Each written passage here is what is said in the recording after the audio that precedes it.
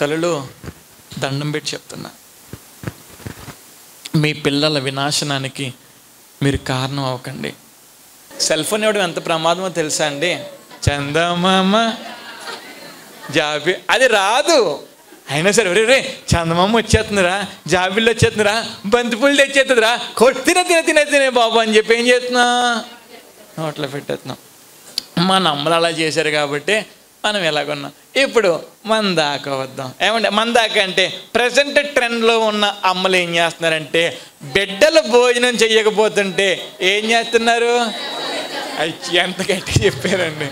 1 సమూయేలు గ్రంథము 2వ అధ్యాయము 12వ వచనం. ఏలీ కుమారులు యెహోవాను ఎరగని వారై మిక్కిలి దుర్మార్గులై ఉండిరి. చాలండి. ఏలీ గారు ఎవరండి?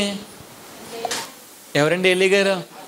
పాస్టర్ గారండి, యాజకుడండి, దైవజనుడు. పాస్టర్ గారి పిల్లలకి ఏం తెలీదు? ఏం తెలీదు? యెహోవా. ఎంత ఘోరం అండి అది. మీరు చెప్పండి, మన దైవజనుడు, మన ఆత్మీయ తండ్రి వాక్యం చెప్పేస్తున్నాడు అనుకోండి, ఓ యవనస్తుడా చిరిగిపోయిన ప్యాంట్లు వేసుకోకూడదు, చింపిరి జుట్టు ఉండకూడదు అని చెప్పి వాక్యం చెప్పేస్తూ ఉంటే, ఈ లోపు నేను చిరిగిపోయిన ప్యాంట్ వేసుకుని ఎంట్రీ ఇస్తే మీరు ఏమనుకుంటారు? చెప్పండి, పర్లేదు. ముందు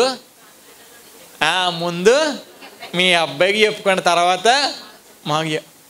ఏలీ గారు ఒక మంచి దైవ సేవకుడు అండి. ఆయన ఒక మంచి దైవ సేవకుడు, సంఘానికే మంచాడు కానీ కుటుంబాన్ని పట్టించుకోలే. దాన్నే ఏమంటారో తెలుసా పెద్దలు? గారం అంటారు. ఏమంటారు? గారం. గారం గజ్జలకి ఎడితేనంట, ఈపి దెబ్బలకి ఏడిసిందంట. సామెతలు తెలుసు. గారం అత్యంత ప్రమాదకరం, అత్యంత భయంకరం. ఏలీ కుమారులు చేసిన తప్పేంటి తెలుసా? ఏలీ కుమారుల పేర్లేంటి? హోప్నే, ఫినెహాస్లు. బైబిల్లో ఇంకో ఫినెహాస్ ఉంటాడు. ఆ ఫినెహాస్ ఎవరో చెప్పనా? అహరోను మనవడు ఎలియాజరు కుమారుడైన ఫినెహాసు బల్లెం పట్టుకుని ఏం చేశాడంటే, యుద్ధం చేసి అవతలోడు ఎవడో ఆ అమ్మాయిని ఎక్కించుకుని వచ్చేస్తే వాడు ఉండడం వల్ల నాశనం అని చెప్పి ఫినెహాస్ ఏం చేశాడు? బల్లెం దింపు చంపేశాడు. ఇక్కడ హోప్ని ఫినెహాస్లు ఏం చేస్తున్నారో చెప్పనా? దేవుని సన్నిధికి వచ్చే స్త్రీలతో వాళ్ళు పాపం చేస్తున్నారు, వ్యభిచారం పాపం చేస్తున్నారు. పాపం చేస్తూ ఉంటే పాస్టర్ గారికి కొంచెం తెలిస్తే పాస్టర్ గారు ఏమంటారంటే, నా కుమారులారా ఇలాగ చేయవద్దు, ఇలాగ చేయుట మంచిది కాదు అని చెప్పేసి పాస్టర్ గారు వదిలేశారు. అరే, సంఘానికి వచ్చే విశ్వాసులతో, యవ్వన బిడ్డలతో ఈ పనికి మనల్ని పాపం చేస్తున్నారని చెప్పి ఏమంటే ఏం చేయాలి? తాడో లెక్క ప్రకారం పెద్ద శిక్షే వెయ్యాలి.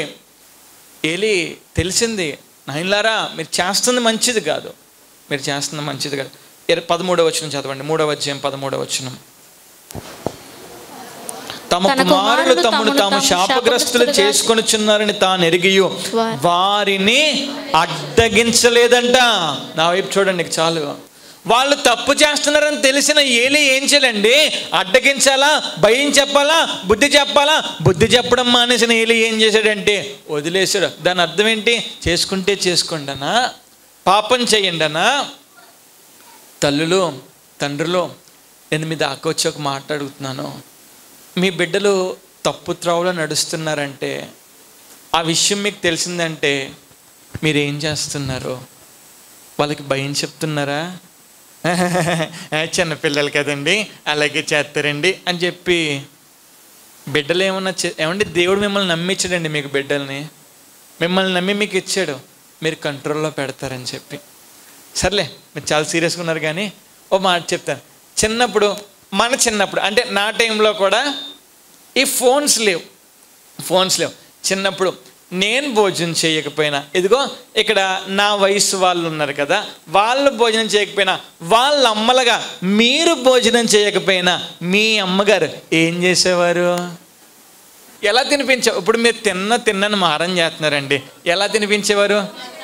ఎత్తుకుని శంకనేసుకుని గిన్నె పట్టుకుని అన్నం నీట్గా మెత్తగా పిసికేసి ఏం చేసేవారంటే శంకనేసుకుని బయటికి తీసుకెళ్ళిపోయి చందమామ జాబి. అది రాదు, అయినా సరే రే చందమామ వచ్చేస్తుందిరా, జాబిల్లు వచ్చేస్తుందిరా, బంతిపూలు తెచ్చేస్తుందిరా, తినే బాబు అని చెప్పి ఏం చేస్తున్నా, నోట్లో పెట్టేస్తున్నాం. మన అమ్మలు అలా చేశారు కాబట్టి మనం ఎలాగున్నాం. ఇప్పుడు మన దాకా వద్దాం. ఏమంటే మన దాకా అంటే ప్రజెంట్ ట్రెండ్లో ఉన్న అమ్మలు ఏం చేస్తున్నారంటే, బిడ్డలు భోజనం చెయ్యకపోతుంటే ఏం చేస్తున్నారు?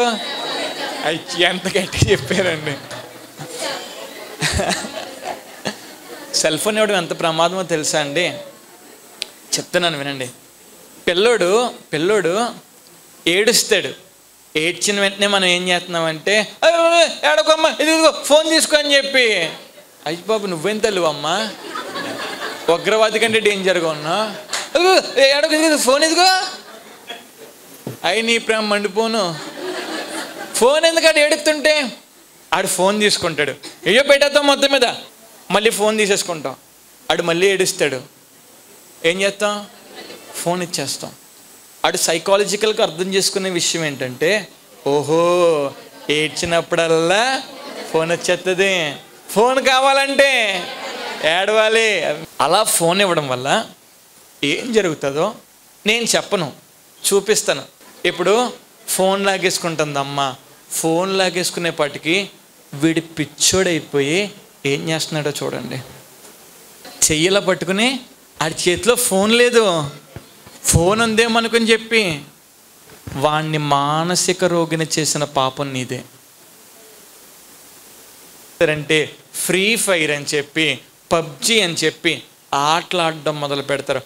ఆటలాడి తల్లి సడన్గా ఫోన్ లాక్కునేసరికి మానసిక ఒత్తిడికి గురైపోయి పిచ్చోడైపోయి ఆడి చేతిలో ఫోన్ ఉందేమో అనేసుకుని ఆడు ఏం చేస్తున్నాడో చూడండి. Hospital bed పైనది.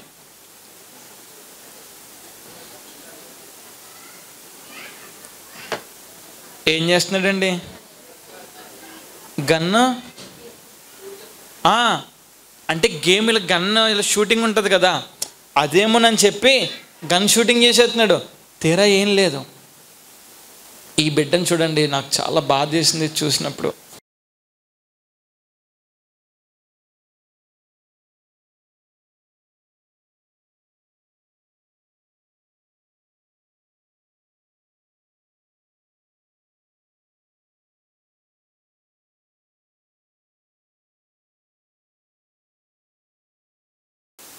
చూసారా?